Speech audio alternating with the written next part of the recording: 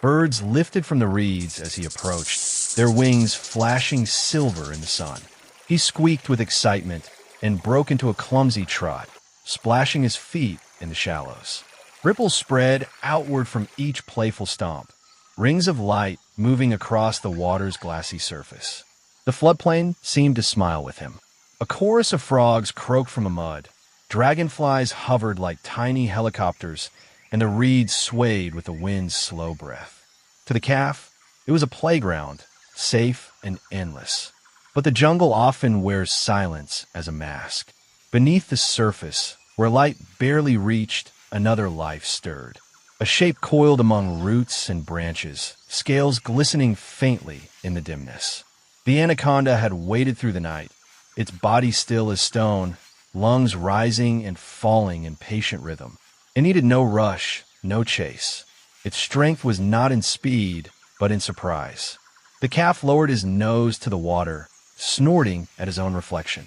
He pawed at the mud, splashing droplets into the air, and turned in circles chasing shadows of fish darting below. Behind him, his mother lifted her head. Her ears pricked. She listened. The world felt wrong.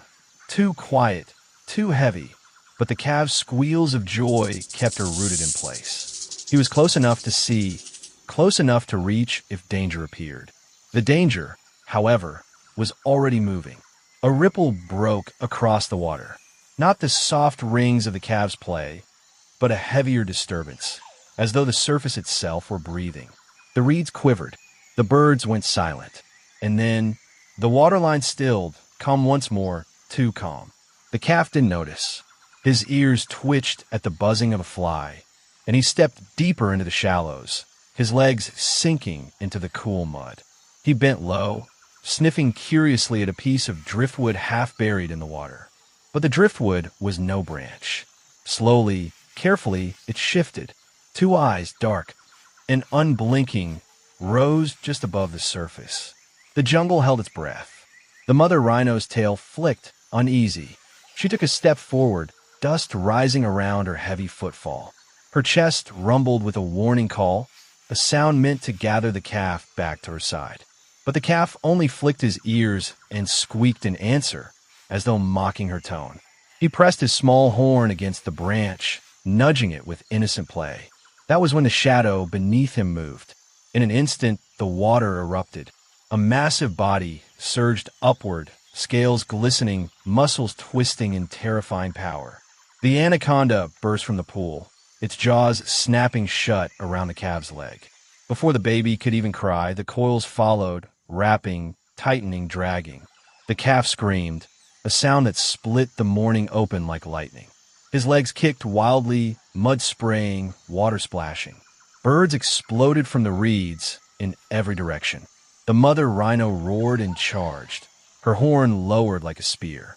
The ground trembled under her as she thundered toward the water's edge. But the snake was faster than her fury. Each coil locked tighter, squeezing the calf's body until his cries broke into gasps. His eyes widened in terror, his small chest heaving against the crushing weight. The water turned red where the rough scales scraped against his skin. The mother reached them in seconds, slamming her horn into the mud near the serpent's head. The ground shook with her impact, but the anaconda shifted, avoiding the strike, dragging the calf deeper toward the reeds. She spun, stomping down with her front feet, trying to crush the coils, but the snake slid, twisted, and pulled. It was a battle of giants, one of raw muscle, the other of desperate instinct. The calf wailed again, his sound thinner now, weaker. His legs thrashed, but found no strength. He turned his head upward toward his mother, eyes wide and pleading, as though asking for a rescue. He did not believe could come, and in that moment, the floodplain seemed to fall silent.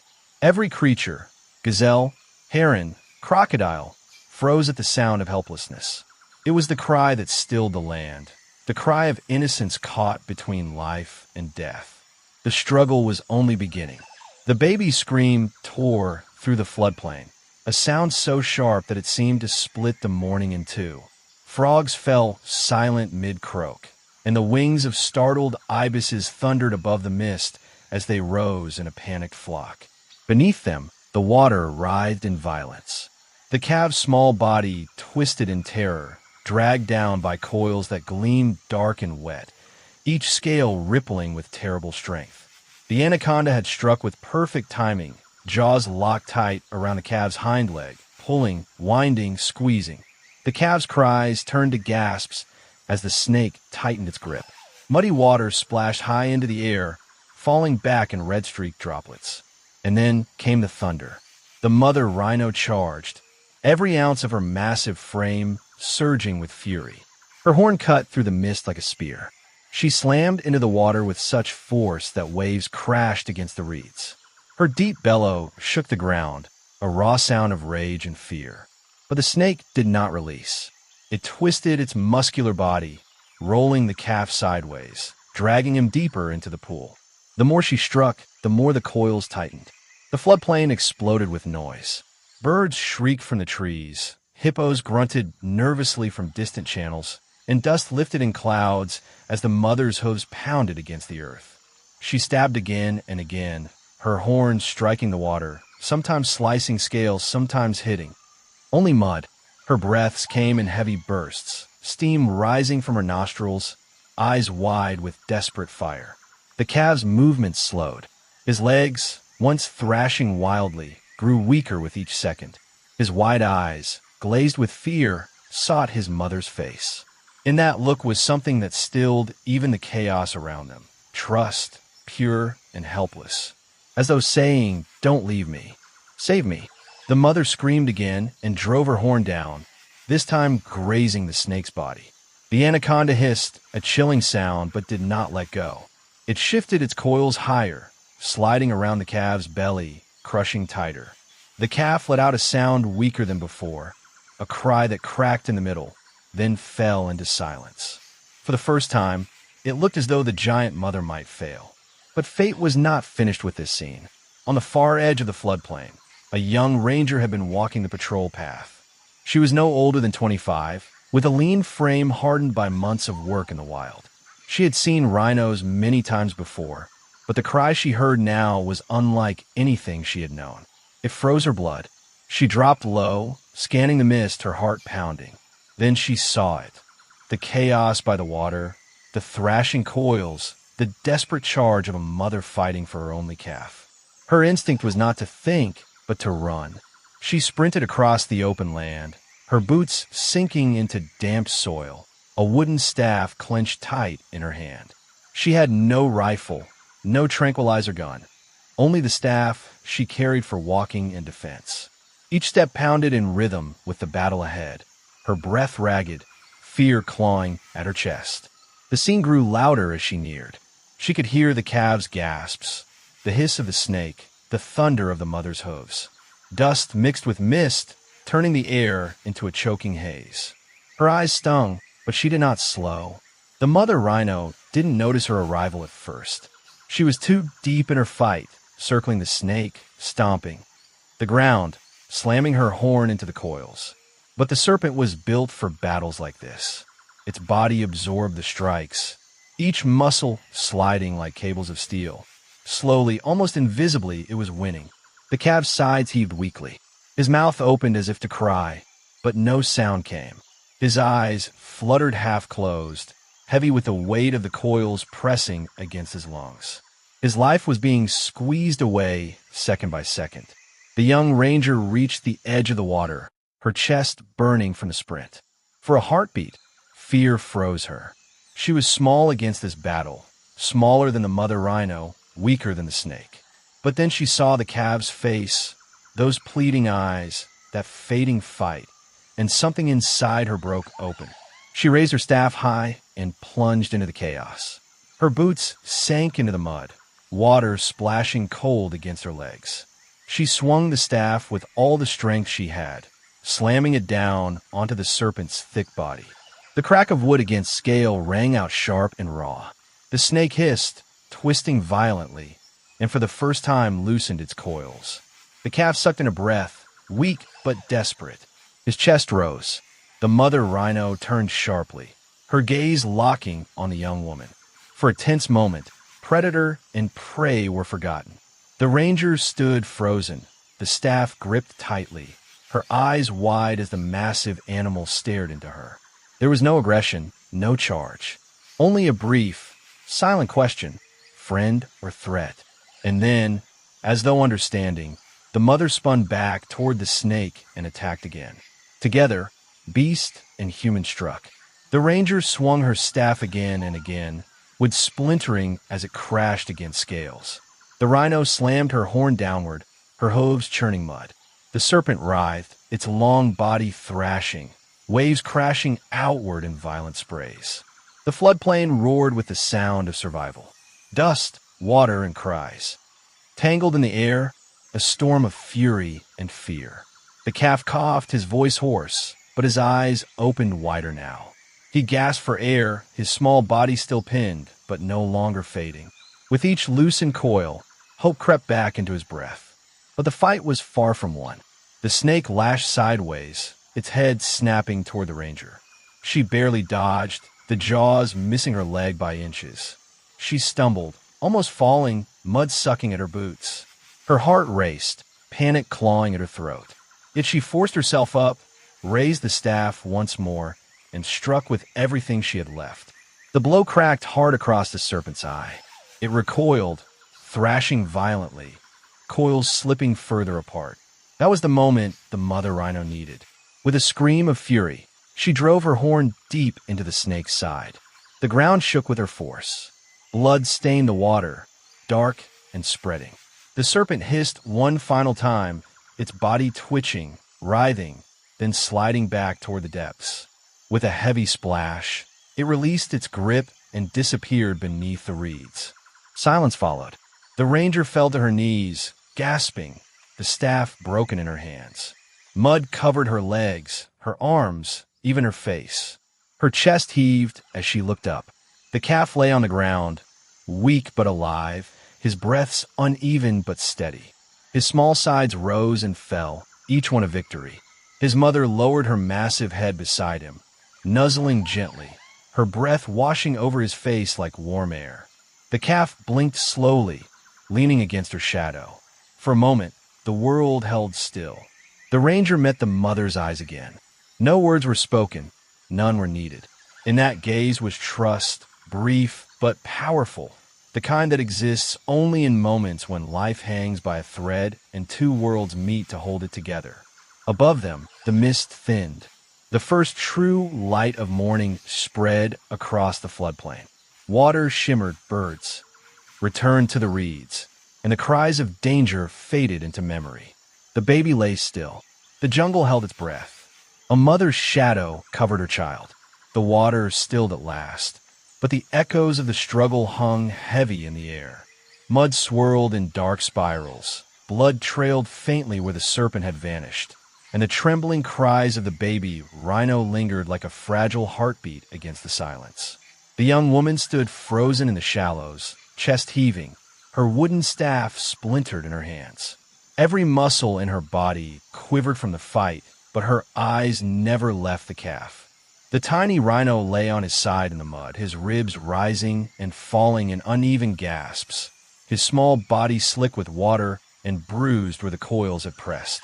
He was alive, but only barely. His mother loomed above him, horn lowered, sides heaving with the deep rhythm of rage and relief. Her massive frame shielded the calf completely, a living wall of flesh and muscle.